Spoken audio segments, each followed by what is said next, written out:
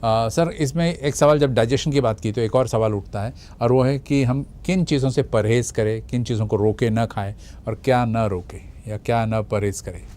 ये भी बहुत सही सवाल पूछा है सर आपने। जब भी कोई पेशेंट दवाखाने में आता है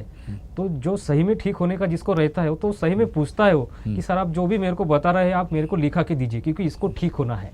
फैशन करके भी आने वाले बहुत सारे पेशेंट आजकल मिलते हैं, लेकिन इनको जो व्यक्ति, आपने सुना होगा कि जड़ के साथ बीमारी निकालने के लिए, ठीक करने के लिए सबसे अगर अच्छा कोई साइंस है तो ऑफकोर्स वो आयुर्वेद टॉप पे बोला जाता है। तो उसमें जो मेन शस्त्र और अस्त्र जो है आयुर्वेद डॉक्टर के पास में वो है परहेज। और आयुर्वेद में क्लियर कट बताया गया है कि जो व्यक्ति परहेज करता है उसी को आप ट्रीट करो, उसी को आप दवा दो। जो व्यक्ति अपनी सुनता नहीं है उसको आप दवा देके भी आपको कुछ फायदा नहीं होने वाला है, उल्टा आपका नाम ही खराब होने के चांसेस ज़्यादा है। तो जब तक हम हमारी बीमारी को कम करने वाली चीज़ें, क्या खाना है, क्या करना है, और हमारे बीमारी को बढ़ाने वाली चीज़ें हमें क्या नहीं करना है और क्या नहीं खाना है, ये जब तक सामने वाला व्यक्ति समझता नहीं है और जब तक हमारा डॉक्टर हमें ये चीज़ें एक्सप्लेन नहीं करता है तब तक कोई पेशेंट ठीक नहीं हो सकता है। नहीं तो क्या है, आज बीपी निकल गया तो बीपी की गोली खाओ, लेकिन सामने वाले व्यक्ति में रीज़न क्या है, उसको बीपी क्यों हो गया है, मतलब उसका पेट साफ नहीं होता है इसलिए बीपी है क्या, वो हमेशा टेंशन में रहता है इसलिए उनको बीपी है,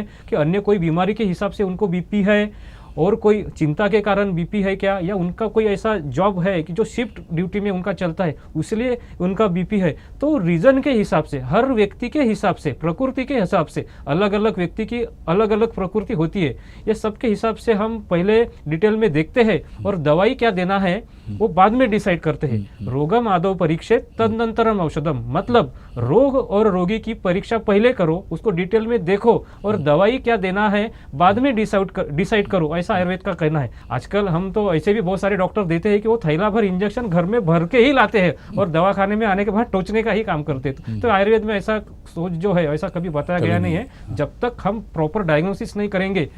उसके बाद ही हम ड्रग सिलेक्ट करते हैं, कॉम्बिनेशन बनता है और ये सही कॉम्बिनेशन हो सकता है। कोरोना की प्रकरण में भी वैसे ही हमें सोचना चाहिए, क्योंकि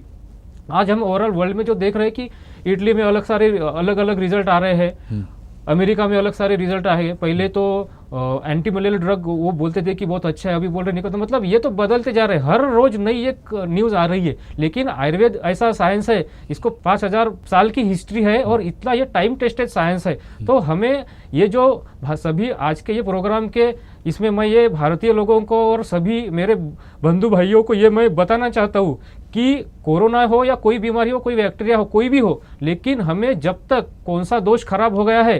कौन सा धातु बिगड़ गया है, शरीर में क्या परिवर्तन आए हैं और पेशेंट को क्या तकलीफें हैं, इस चीज़ को ज़्यादा महत्व देना है, कोई भी टेस्ट से भी ज़्यादा। क्योंकि आयुर्वेद में दिखने वाली चीज़ें कम होती है और न दिखने वाली चीज़ें ये दुनिया में ज़्यादा है, ये बोला गया है। एक उदाहरण के तौर पे मैं आपको बताता हूँ कि जैसे नेचर में 6 टेस्ट होते हैं, खट्टा, मीठा, नमकीन, कसेला, कड़वा, बराबर। तो उसमें आज साइंस इतना एडवांस हो गया है कि हमें शुगर अगर कम हो गई या बढ़ गई तो हमें समझ में आ जाता। लेकिन बाकी 5 टेस्ट का क्या, एक आधे पेशेंट को अगर ज़्यादा तीखा खाने की आदत है, अगर वो मेरे को बोल रहे हैं कि सर मेरा पेट से लेके होल बॉडी बर्निंग सेंसेशन है, और मैं उसको बोलता हूँ कि आपका तो शुगर नॉर्मल है, आपका तो तीखा बढ़ गया है, तो मैं इसमें गलत नहीं हूँ ऐसा मैं समझता हूँ, क्योंकि जलन हो रही है तो तीखा बढ़ गया। और आयुर्वेद इतना एडवांस साइंस है, इससे आप समझ सकते हो कि ज़्यादा तीखा खाने के बाद में पेशेंट को क्या क्या बीमारियाँ हो सकती है और उसका क्या ट्रीटमेंट देना है, क्या कैसे मैनेज करना है, ये आयुर्वेद में संस्कृत में 5000 साल पहले बताया गया है। उस हिसाब से आज भी हम डायग्नोस करते हैं, दवा देते हैं तो पेशेंट उसमें मैक्सिमम ठीक होता है।